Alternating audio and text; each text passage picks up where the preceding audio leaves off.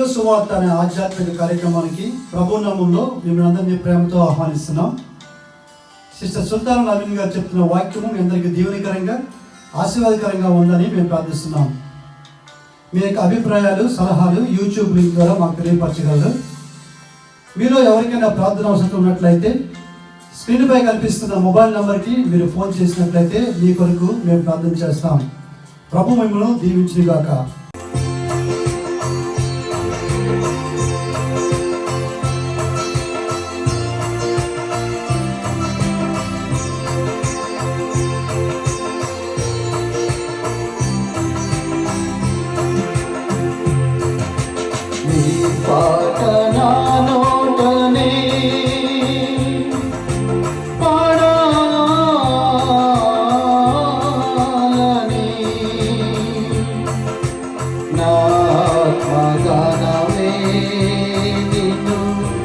స్తుతి చేయాలని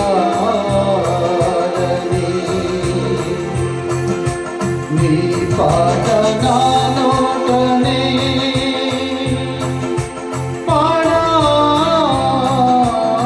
పాడాలని నా ఆత్మగానమే నిన్ను స్తుతి చేయాలని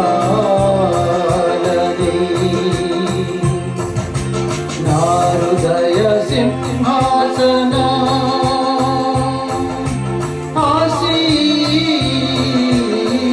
ఆసీనుడా నీకే మహిమా ఘనత కలుగునుగాక. నా హృదయ సింహాసన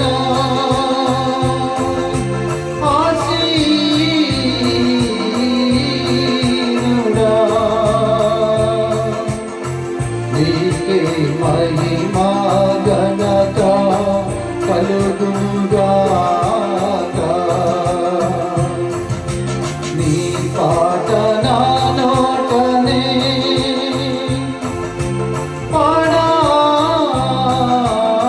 పాడాలని నా ఆత్మగానమే నిన్ను స్తుతి చేయాలని.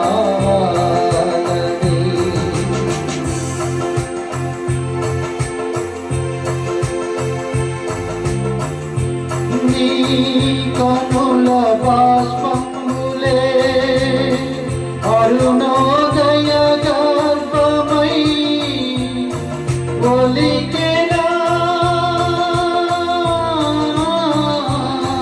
దేవా. నీ కనుల బాష్పములే అరుణోదయ గర్భమై ఒలికెనా దేవా. తొంగి చూచిన హృదయం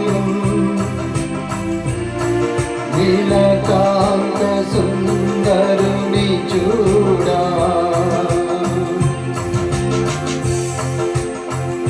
తొంగి చూచిన హృదయం నీలకాంత సుందరుని చూడా.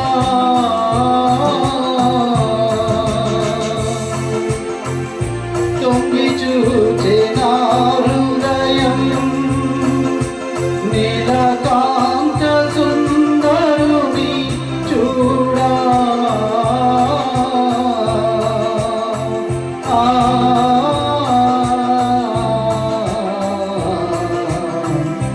నీలకాంత సుందరుని చూడా. ఈ పాట నా నోటనే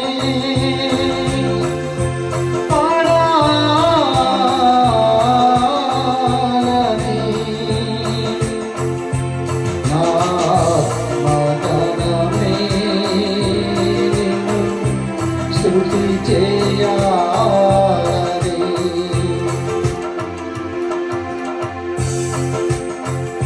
తేనెలొలికెని పల్కులే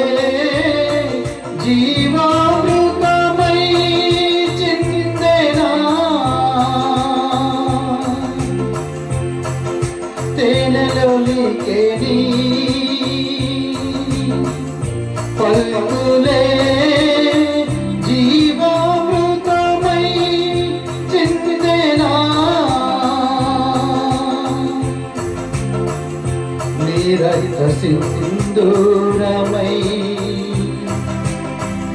తెరవీరైనా దేవా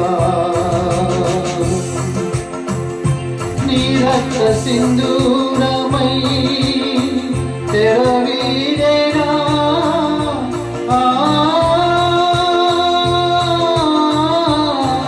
దేవా నీ రక్త సింధూరమై తెరచినిగేనా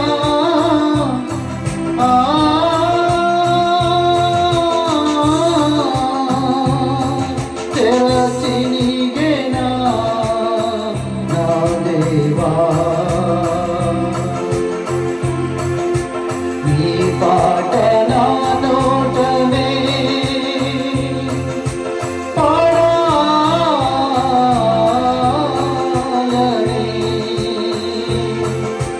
నా ఆత్మగానమే నిన్ను స్తుతి చేయాలని నా హృదయ సింహాసనా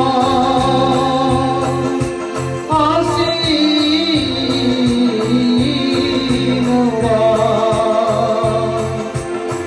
నీకే మహిమా ఘనత కలుగునుగాక నీకే మహిమా ఘనత కలుగునుగాక.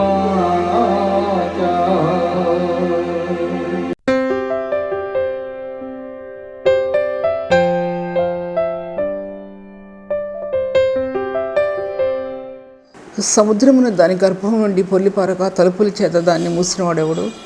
నేను మేఘమును దానికి వస్త్రముగాను అగాధ జలమును దానికి పొత్తిగుడ్డగాను నేను చేసినప్పుడు నీ ఉంటివా? దాని సరిహద్దు నియమించి దాని అడ్డుగడియలను తలుపులను పెట్టించినప్పుడు నువ్వు ఇంతవరకే కానీ మరి దగ్గర రాకూడదని అక్కడనే నీ తరంగములు పొంగు అణపబడునని నేను చెప్పినప్పుడు నీ ఉంటివా? అరుణోదయము భూమి దిగంతములో వ్యాపించినప్పుడు. దీని వాక్య భాగాల్లో ఇంతవరకు మనం మూడు వాక్య భాగాలు ధ్యానించాం. ఇది 4వ వాక్య భాగం మీ ముందు పెట్టాలని ఆశపడుతుంటున్నాను. ఇందులో ఆదికాండంలో రాయబడినటువంటిది మొట్టమొదటి ఆయన వెలుగు కమ్మని పలుకగా ఆయన యొక్క వేదంలో ఆయన మొట్టమొదటి స్వరం ఏంటంటే వెలుగు కమ్మని పలుకగా వెలుగు కలిగాను అని రాయబడింది. వెలుగు కమ్మని ఆ వెలుగు గురించి చాలా మాట్లాడాను నేను. ఆ విషయాలు ఇప్పుడు మళ్ళీ నేనేమీ మాట్లాడను. ఎందుకంటే ఆ వెలుగు యొక్క కోణాలు ఎన్నో కోణాల్లో నుంచి ఆ వెలుగు భూమి దిగి వచ్చిందండి.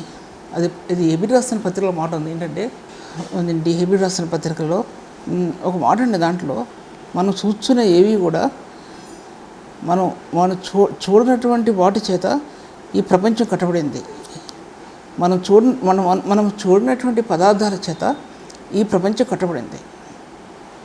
అది హెబ్రీ పత్రికలోనే రాయబడి ఉంది. మనం చూడనటువంటి పదార్థాల చేత ప్రపంచం కట్టబడిందంటే వెలుగును మనం చూడలేదండి.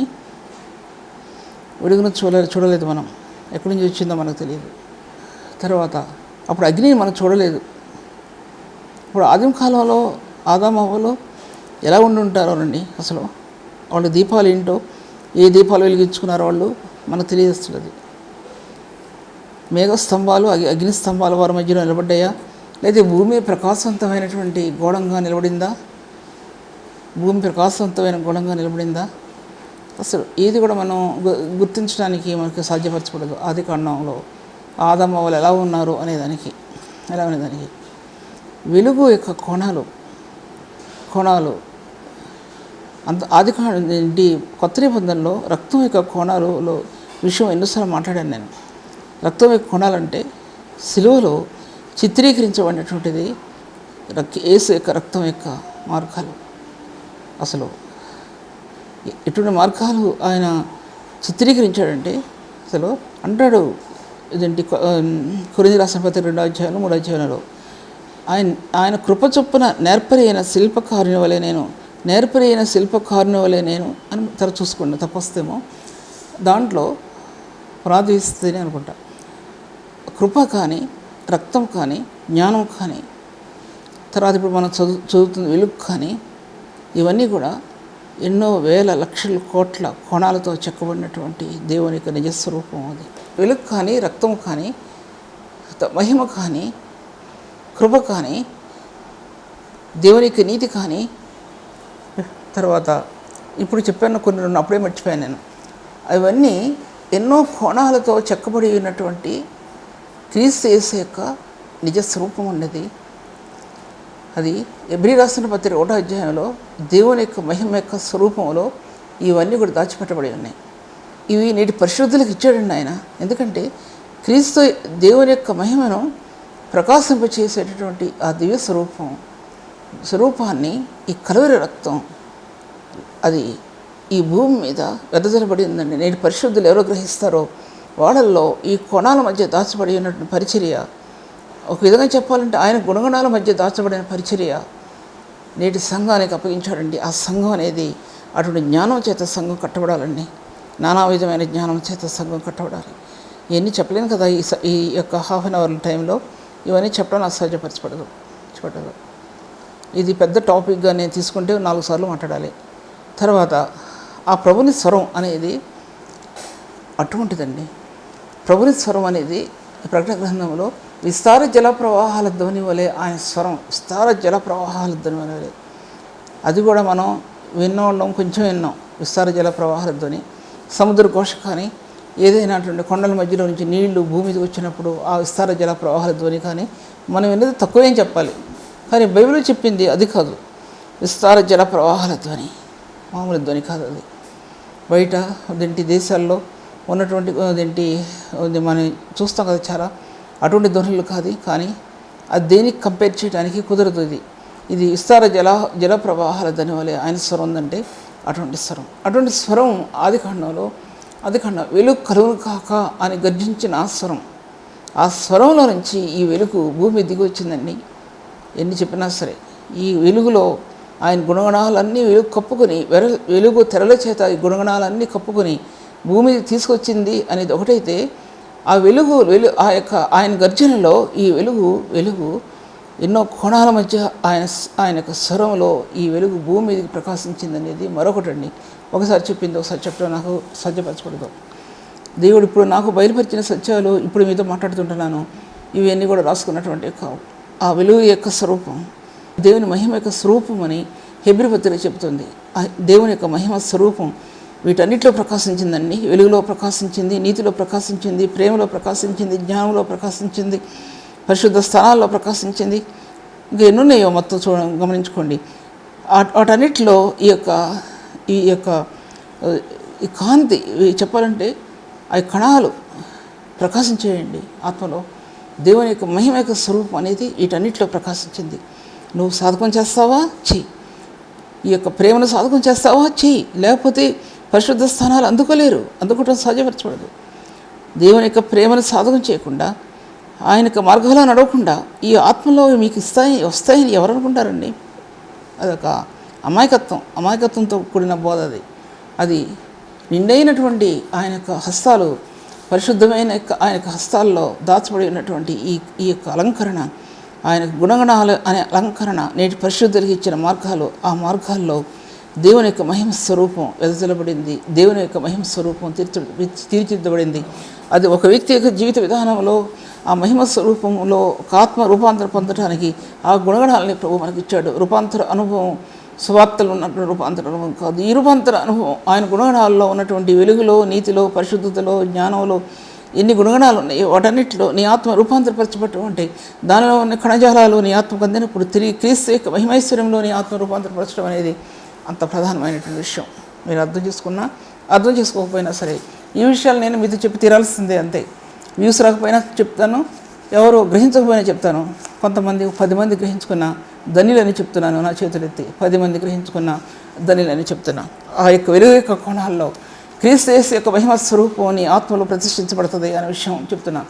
ఆ మహిమ స్వరూపం, దేవుని యొక్క మహిమ యొక్క స్వరూపం ఆయన తత్వం యొక్క మూర్తిమంతమనే ఉండి తన మహత్తు గల మాటల చేత సమస్తం నిర్వహించచ్చు అని రాయబడి ఉందండి. హెబ్రీ రాసిన పత్రిక 1వ అధ్యాయంలో ప్రపంచమును నిర్మించినటువంటి ఆయన మాట ప్రపంచాలను నిర్మించింది. ఆదికాండం నుంచి ప్రపంచాలు నిర్మిస్తూ వచ్చింది ఆయన. తిరిగి ఆ ప్రభు సంఘాన్ని తీసుకుని వెళ్ళిన తర్వాత నూతనమైన ప్రపంచాన్ని ఈ భూలోకంలో ఆయన స్థాపిస్తాడండి. అసలైన ప్రపంచం స్థాపించబడుతుంది. ఇన్ని ప్రపంచాల తర్వాత అసలైన ప్రపంచం భూమి మీద స్థాపించబడుతుంది.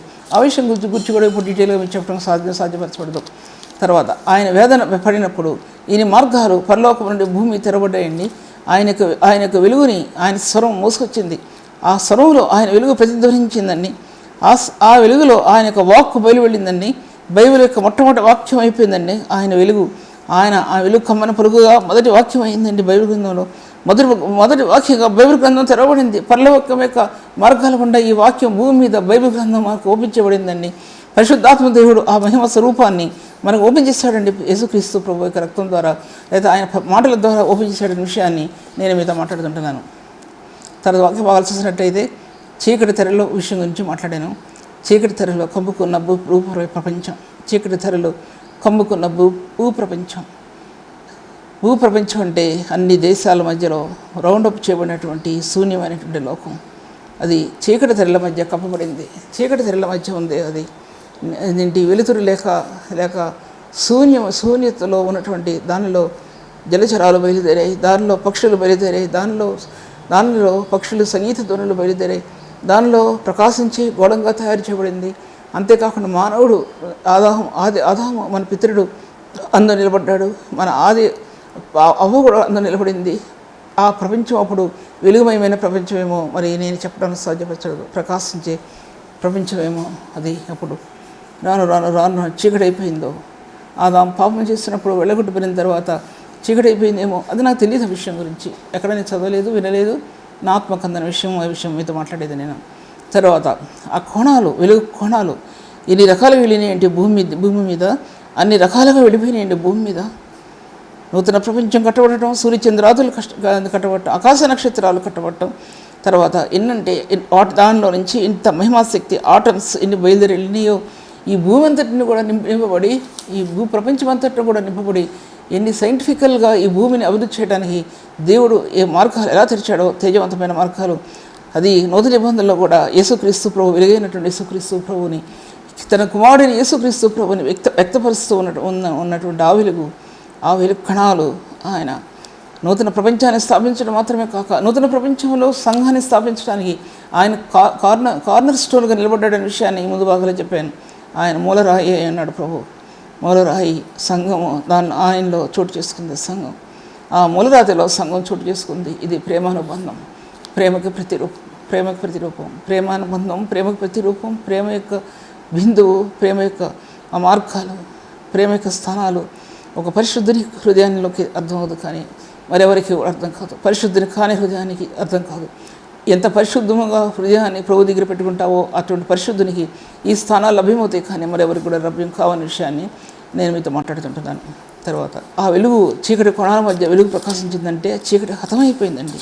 అంధకారం హతమైపోయింది. అంధకారం కూలిపోయింది. అంధకారంలో ఉన్నటువంటి ఆ యొక్క చీకటిని దేవుడు దునుమాడటం అంటే వెలుగు కలుగునుగా అన్నప్పుడే అందులో ప్రశస్తమైనవి తీసుకురాబడ్డాయండి. అంధకారమైన మన హృదయంలో ఆ ప్రభు యొక్క వెలుగు ప్రకాశిస్తే చీకటిమయమైన ఆ మార్గాలన్నీ తొలగిపోయి క్రీస్తు మహిమ యొక్క కణజాలాలు అంతరాత్మలో నీరు ప్రకాశిస్తాయండి. అప్పుడు అర్థమవుద్ది రక్షణ యొక్క కాంతి అంటే ఏంటో. రక్షణ యొక్క కాంతి ఊరికనే నేను తీసుకెళ్ళి బాప్తిస్మలో ముంచేసి నేను పాత జీవితంలో నువ్వు బతకమని కాదు. బాప్తిస్మం అనేది ఒక వ్యక్తి రక్షించబడిన వ్యక్తి జీవితానికి అది సింబల్ అండి. అది సింబల్. ఎందుకంటే ఆయన మరణంలో తన పాలిభాగస్తుడు అవుతున్నాడు అనేది సింబల్. అది ఆయన మరణానుభవంలో తన పాలిభాగస్తుడు అనే దానికి సింబల్. అది నూతన జీవితానికి ప్రారంభం అనే దానికి సింబల్ అండి. అది బాప్టిజం అనేది రోమిలా శ్రీమతికి ఆరోగ్యం చదువుకోండి, దాంట్లో రాయబడి ఉంది. ఈ రక్షణ కాంతి ఆత్మలో తేజోమయమైన మార్గాల గుండా నేను నడిపిస్తుంది. బైబిల్ గ్రంథం ఎలా నడిపిస్తుందో నీ అంతరాత్మని క్రీస్తు ఆత్మలోకి ఏకం చేస్తూ ఆయన ఆత్మ అనే సత్యాన్ని నీ ఆత్మ బోధించినప్పుడు నీ ఆత్మ క్రీస్తులో పరిపక్వత చెందుద్దండి. పరిపక్వమైన మార్గాలు నీ ఆత్మకు అందుతీలైతే అర్థం కాదనే విషయాన్ని నేను మీతో మాట్లాడుతుంటున్నాను. దేవుని వాక్య భాగాలు చూసినట్టయితే కనుక అది నూతన నిబంధనలో జీవపు వెలుగు అన్నాడండి. జీవపు వెలుగు జీవునిచ్చిందండి. ఆ వెలుగు నేనే మార్గం సత్యమే జీవన అయినటువంటి ప్రభు మళ్ళీ ఒక చోట నేను లోకముని జీవపు వెలుగునే ఉన్నాను అన్నాడండి. ఆయన జీవపు వెలుగునే ఉన్నాను. అందుకోసం ఆదికాండం మొట్టమొదటి పుటములోనే ఆ జీవపు వెలుగు ప్రకాశించిందండి. వెలుగులో జీవపు వెలుగు ప్రకాశించింది. దేవుని వాక్యం జీవమై నిలబడింది. దేవుని వాక్యం జీవ మార్గమై నిలబడింది. నేటి అపరిశుద్ధుల హృదయాల్లో అది వెలుగు నింపిందండి. వెలుగు మార్గాలు నింపింది, పరిశుద్ధమైన మార్గాలు నింపింది. ఆ మార్గాల్లో ఉన్న క్రీస్తు మహిమను వ్యక్తపరిచిందండి. ఏంటి ఆయన మహిమను వ్యక్తపరిచింది అంటే, మీరు ప్రశ్నిస్తే అది పునరుత్థానం యొక్క మహిమ.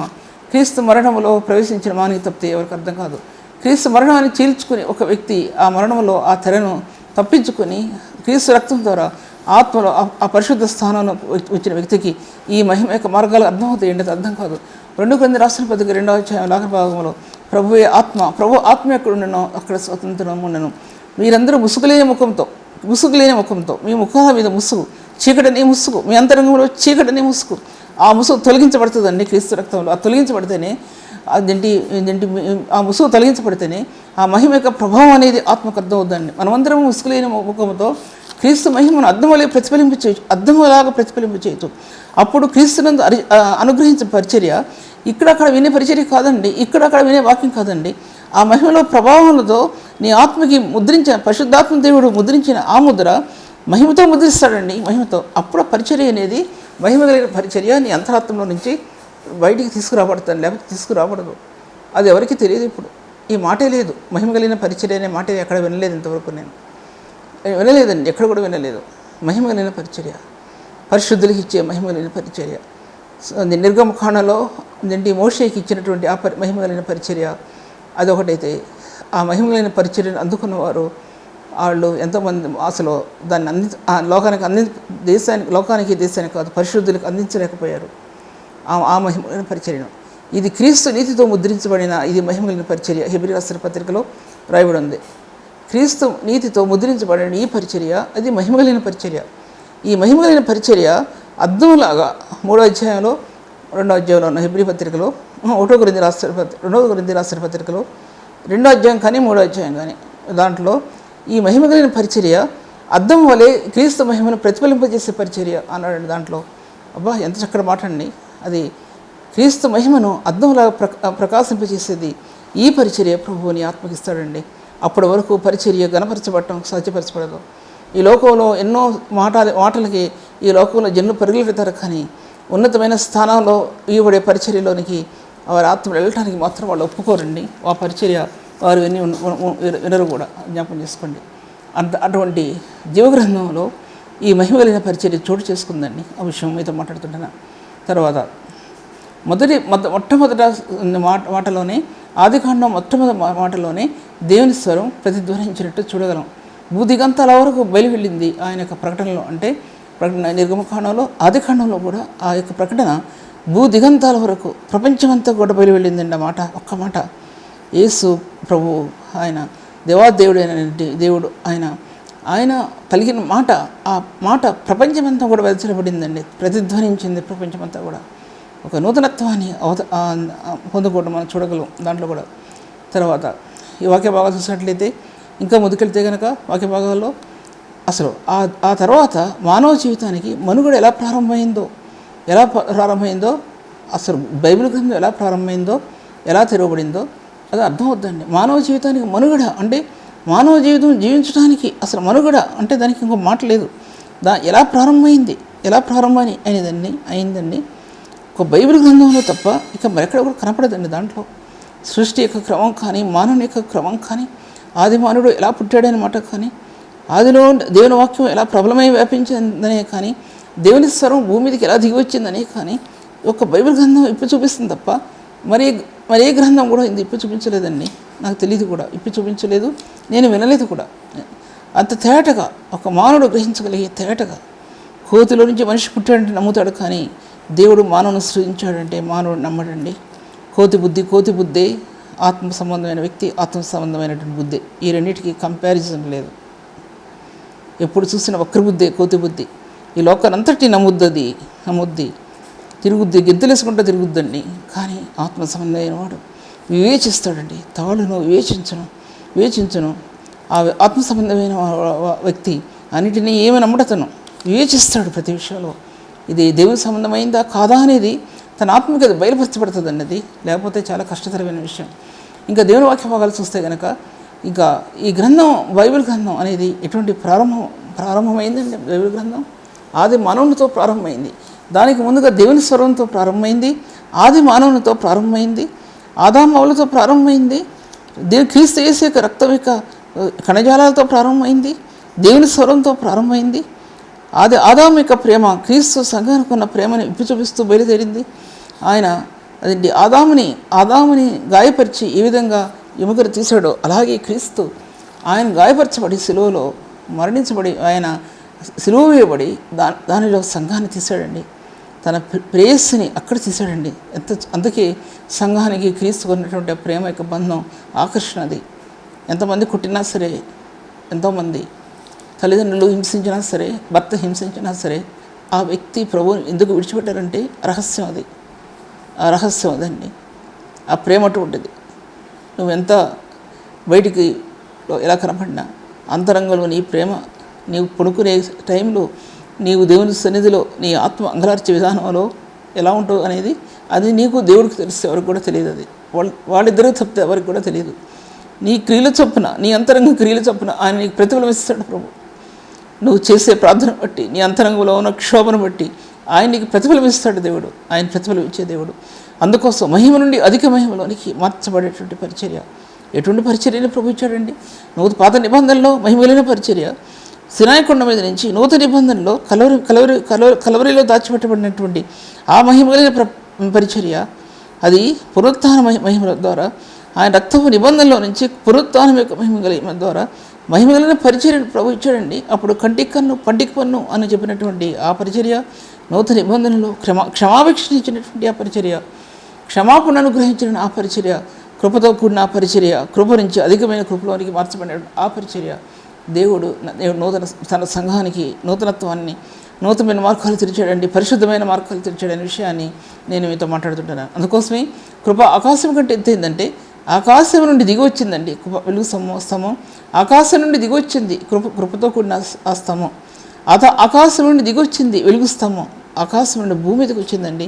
తన ప్రజల కోసం, ఇశ్రాయేలు జనాంగం కోసం, ఆ ప్రజల కోసం అండి అది భూమి దిగొచ్చింది. పగల మేఘస్తంభం అయింది, రాత్రి అగ్నిస్తంభం అయిపోయి నిలబడిపోయిందండి. ఆ వెలుగు స్తంభం యేసు యొక్క వెలుగు స్తంభం ముందుగా నడిచింది. ఇశ్రాయేలుకి ముందు నడిచింది, వెనక నడిచింది. సైనికులకు అధిపతి యెహోవా అని ఆయనకి పేరు. ఆయన ఇశ్రాయేలుతో నడిచాడండి. ఎందుకంటే తన కుమారుని యొక్క స్వాస్థ్యం, తనకి స్వాస్థ్యంగా ఉన్నటువంటి గోత్రం, తన కుమారుని యొక్క స్వాస్థ్యం, తనకి స్వాస్థ్యంగా ఉన్నటువంటి గోత్రం అండి ఇశ్రాయేలు గోత్రం. తనకు స్వాస్థ్యం ఏదైనా ఉందంటే దేశంలో, ఈ లోకంలో ఇశ్రాయేలే, వాళ్ళే స్వాస్థ్యం ఉన్న గోత్రం. ఇప్పుడు నేటి సంఘం అనేది దేవునికి, క్రీస్తుకి స్వాస్థ్యమైనటువంటి గోత్రం సంఘం అన్నమాట. ఈ సంఘంలో ఎన్ని ఉన్నాయో, ఎన్ని పత్రాలు ఉన్నాయో, దేవుడు ఆయన ప్రత్యక్షమైనప్పుడు తన స్వరూపంలోనికి తన సంఘాన్ని, తన ప్రియులు మార్చుకుంటాడండి. ఎవరు మార్చుకుంటాడో మనతో గ్రహించుకోగలగాలి.